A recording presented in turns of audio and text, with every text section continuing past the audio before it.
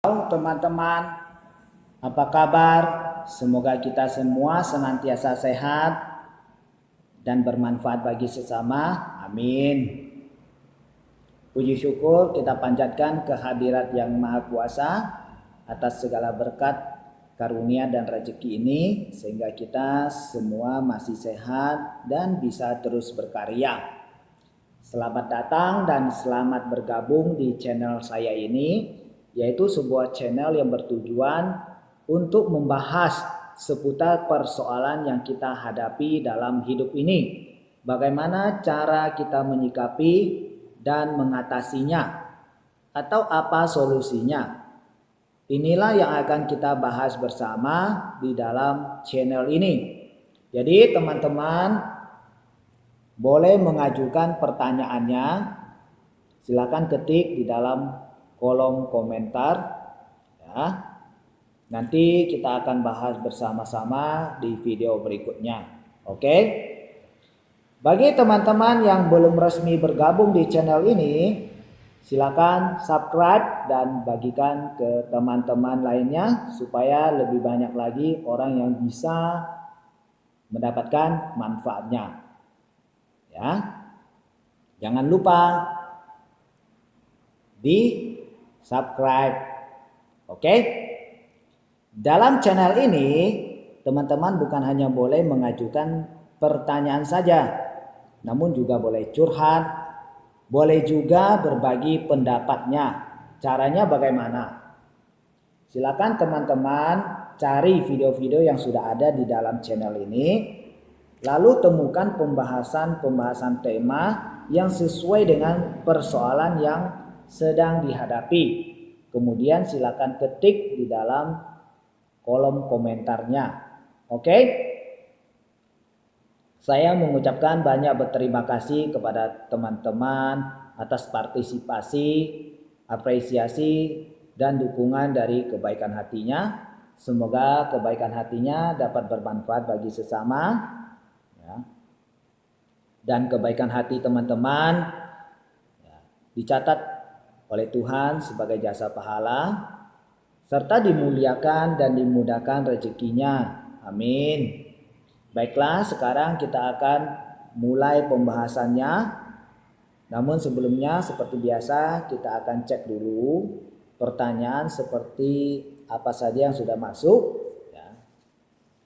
Di sini sudah banyak pertanyaan yang masuk, namun kita akan memilih salah satu diantaranya, yaitu pertanyaan yang duluan masuk. Jadi teman-teman yang ingin bertanya ya sekiranya bisa lebih cepat agar tidak mengalami antrian yang panjang ya, tidak kelamaan ya.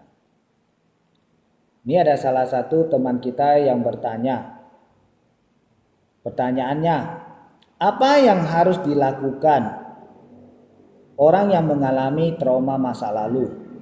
Nah, teman-teman, silakan berbagi pendapatnya ya, ataupun teman-teman punya pengalaman pribadi ya yang sembuh dari trauma, bisa sharing-sharing ya. Semoga bermanfaat bagi teman-teman yang lain yang sedang mengalami trauma yang berkepanjangan ya. Oke, silakan tulis, ketik di dalam kolom komentar ya. Di sini saya akan membahas sedikit ya mengenai persoalan ini.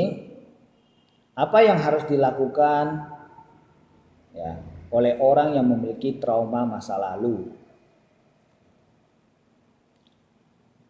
Ia harus sembuhkan dirinya. Jika tidak, kelak tanpa ia sadari akan menyakiti orang lain dan dirinya akan merasa selalu menjadi korbannya. Hal semacam ini banyak terjadi di mana pelaku kejahatan sebenarnya adalah korban di masa lalunya. Trauma psikologis bila tidak disembuhkan, ia tidak akan sembuh dengan sendirinya.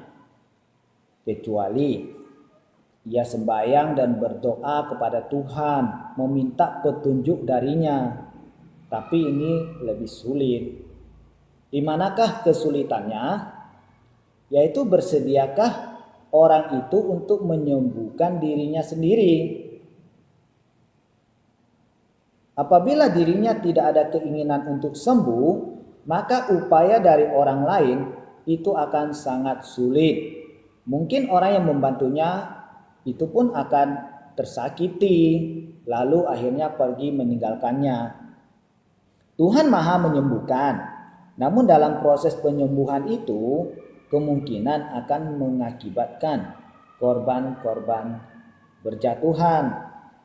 Tuhan punya cara untuk menyadarkannya, tapi jalan menuju ke sana itu penuh penderitaan. Ya. Jadi penderitaan itu teman-teman perlu ketahui, ya. Mengapa seseorang bisa mengalami banyak penderitaan dalam hidupnya, bisa mengalami banyak kepahitan dalam hidupnya? Itu karena apa? Ya. Itulah ya caranya. Salah satu caranya Tuhan menyadarkan kita, ya. Tuhan ingin kita merenung. Tuhan ingin kita introspeksi diri, ya. Biasanya orang yang mengalami banyak kepedihan, kepahitan, ya, penderitaan, dia akan mulai bertanya, kenapa nasib saya begini, kenapa hidup saya begini?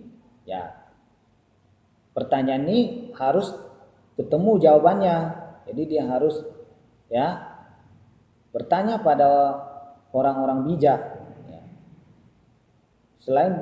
Karena orang bijak akan membantu dia untuk